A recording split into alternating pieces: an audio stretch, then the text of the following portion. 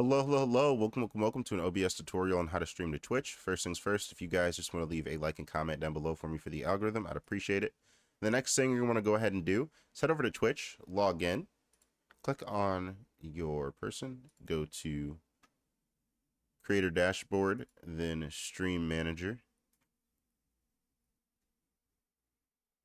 Sorry, not Stream Manager. I guess you can get here from either way. But you go to settings and then stream, and then here your stream key will be. I apologize. I always make that mistake whenever I come onto the website. Then you just want to copy it, head over into your OBS. Right here, we'll go into the one I'm not recording in just to make sure everything's smooth. Go to settings, head over into stream, and then you just want to change this to Twitch, and then use stream key, and then paste your stream key in, and then apply. And then now when you stream, it'll stream to your Twitch, and you can use your stream manager. Now we would go here to edit our stream info and tell the stream what we want it to be, and then start the stream on our OBS.